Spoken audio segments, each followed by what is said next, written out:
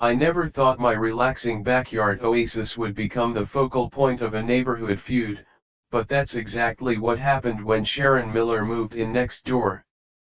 From day one, she made it clear that she wasn't just any neighbor, she was the self-appointed guardian of our homeowners association rules, despite being the newest board member.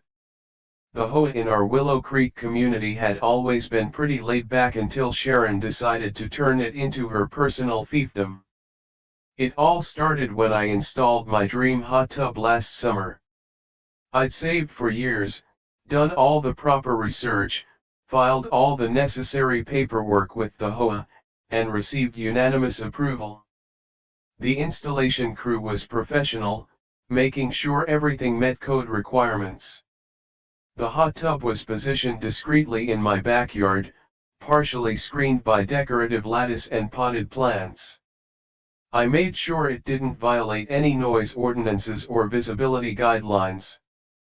In short, I had done everything by the book. 3 blissful weeks passed where I enjoyed evening soaks under the stars after long days teaching at Willow Creek Elementary, where I've been a 4th grade teacher for the past 9 years.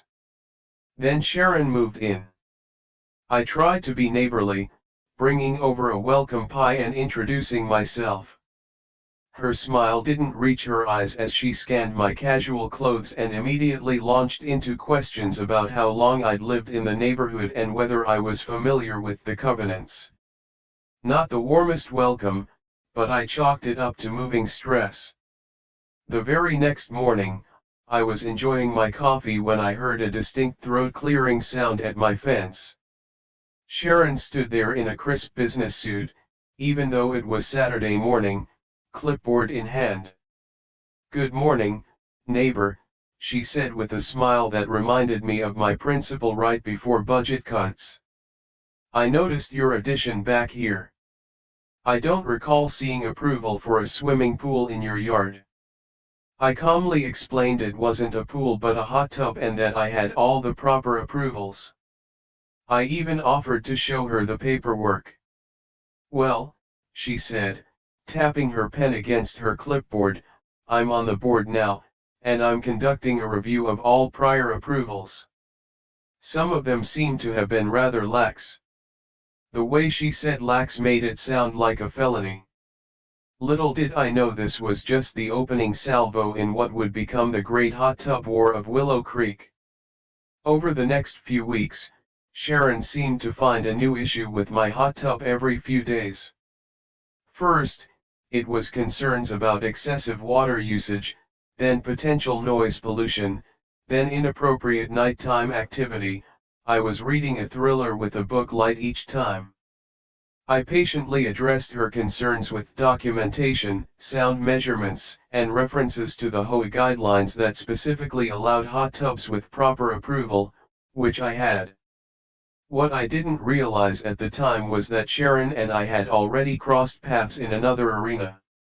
As the newest member of the school board at Willow Creek Elementary, where I taught, Sharon had been making waves with her aggressive Back to Basics campaign.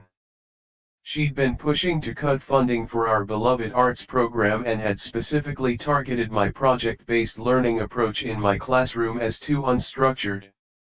I hadn't connected my neighbor Sharon with school board Sharon until the first PTA meeting of the year when I saw her at the front of the room, the same critical expression aimed my way. After that revelation, the hot tub complaints intensified. She began documenting every time I used it, claiming she could hear the bubbles from inside her house, physically impossible given the distance and insulation. She started taking photos over the fence for documentation purposes, which felt invasive regardless of her intentions. When I installed additional privacy screens, she cited unapproved structural changes. The situation reached a bizarre new level when she began holding impromptu HOA emergency meetings at times when she knew I would be teaching. These unauthorized gatherings consisted of Sharon and 2 elderly neighbors who seemed confused about why they were drinking coffee in Sharon's living room while she ranted about property values. After one such meeting, she slipped a note under my door claiming that a vote had been taken and my hot tub was now considered in violation. I tried reasoning with the official HOA president, a reasonable guy named Tom who had been on vacation during most of this drama. He assured me my approvals were still valid and promised to speak with Sharon. Their conversation apparently didn't go well because the next day, Sharon was distributing flyers about standing water dangers and neighborhood aesthetic integrity to every house on the block. The situation might have remained at this level of petty harassment if not for what happened at school.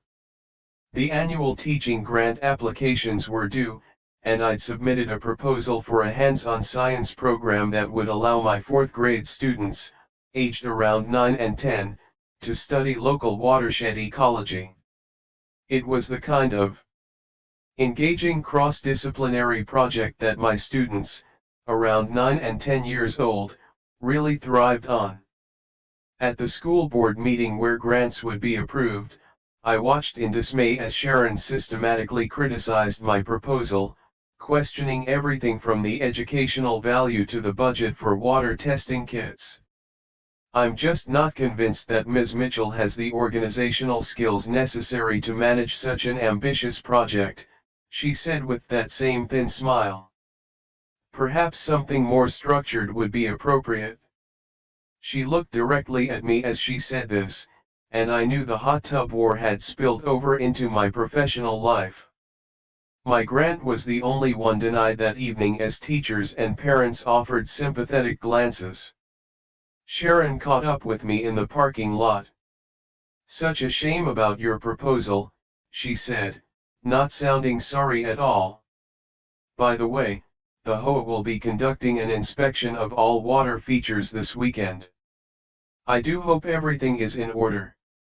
That Friday, I came home exhausted after a long parent-teacher conference day to find a yellow violation tag attached to my front door. According to the notice, my hot tub was now deemed an unauthorized pool structure, and I had 72 hours to remove it.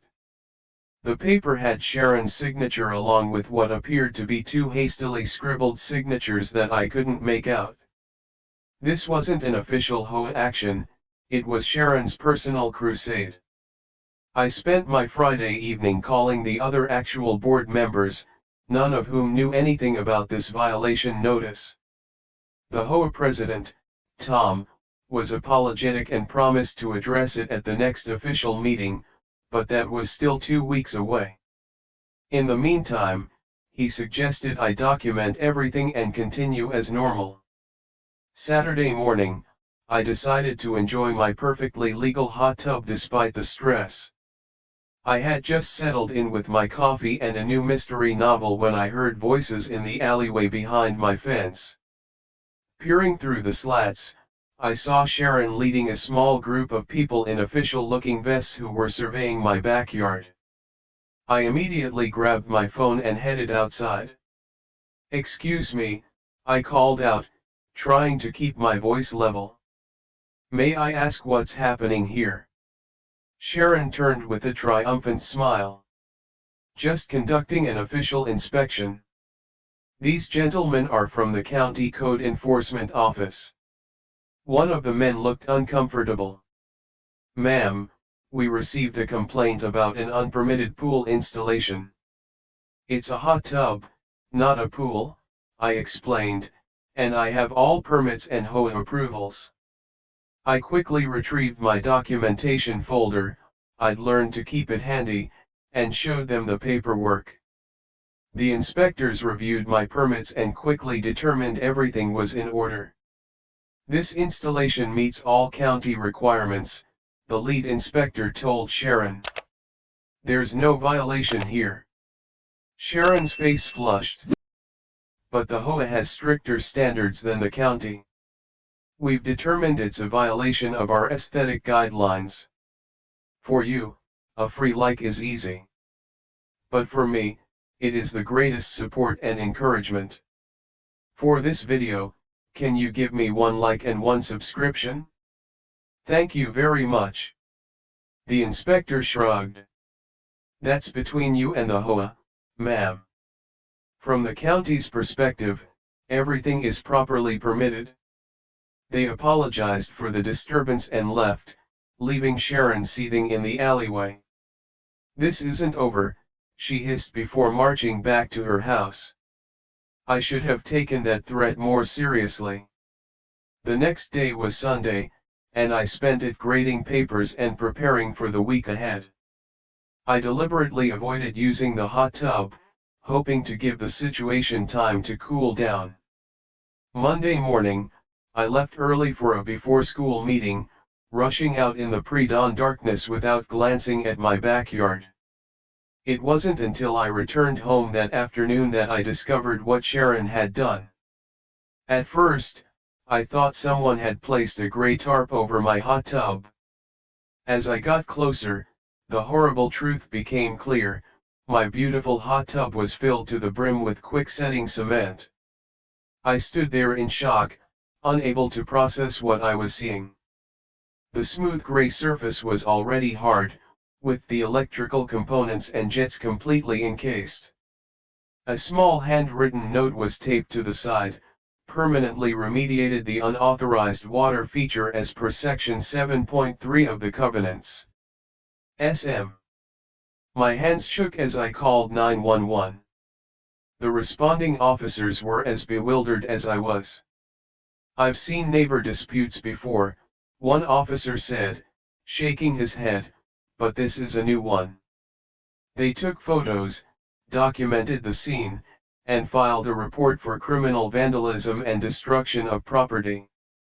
The cement had completely hardened, effectively turning my $5,000 hot tub into a bizarre concrete sculpture. While the officers were still taking statements, Sharon appeared at the fence, arms crossed. "I was well within my rights as an HOA enforcement officer," she announced loudly. Section 7.3 clearly states that the board can take remedial action for persistent violations after proper notification. The officer turned to her. "Ma'am, regardless of any HOA rules, you cannot legally destroy someone else's property. Did you do this?" "I supervised the remediation," she said proudly. "Yes, I hired a proper contractor and everything." The officers exchanged glances. "Ma'am, you're admitting to criminal destruction of property. That's a serious offense." For the first time, Sharon's confidence wavered.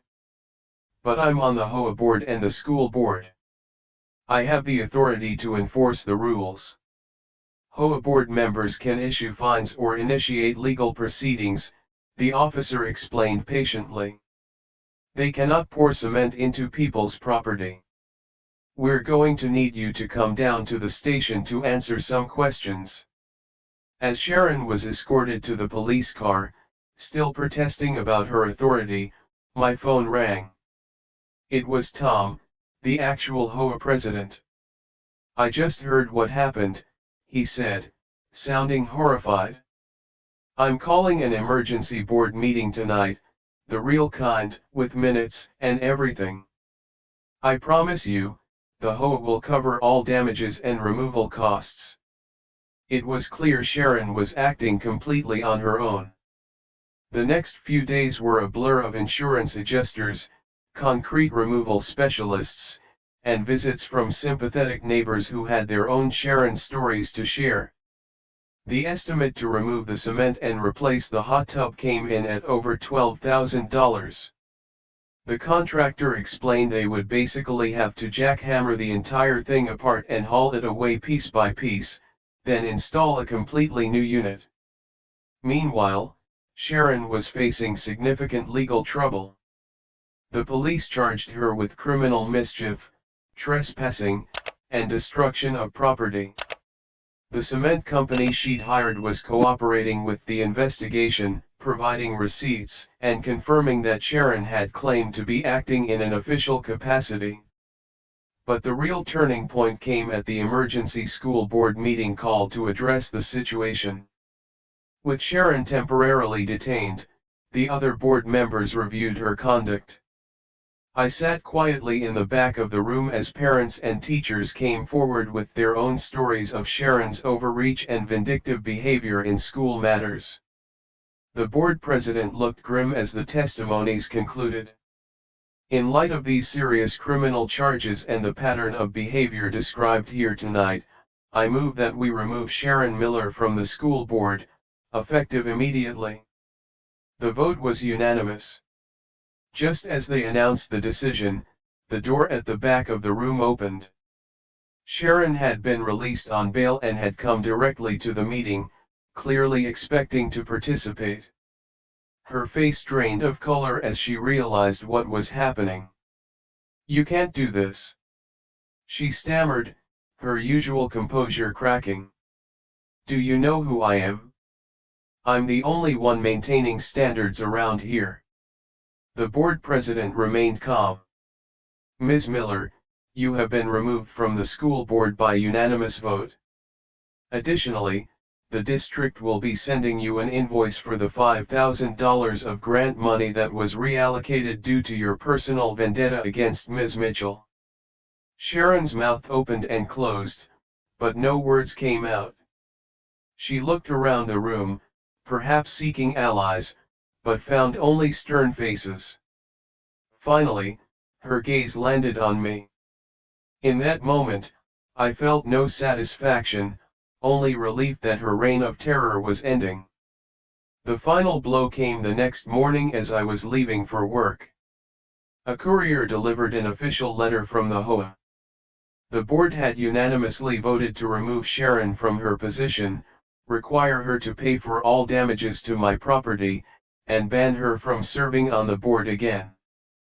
Furthermore, her actions had triggered a review of the HOA bylaws to prevent similar abuses of power in the future.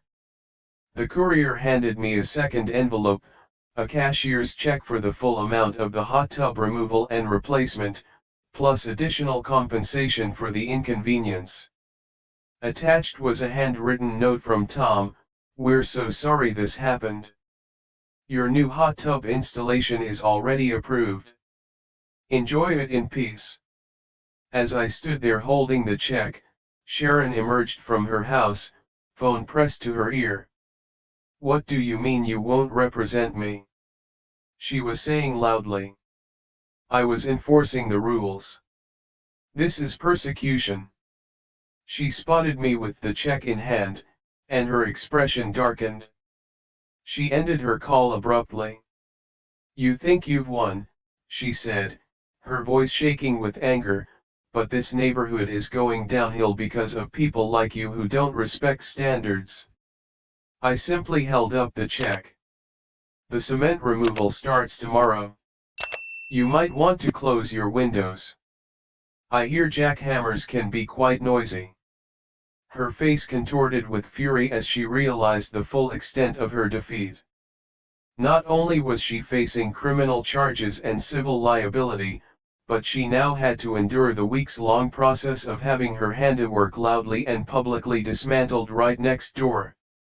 She turned on her heel and stormed back into her house, slamming the door so hard that her decorative wreath fell to the ground.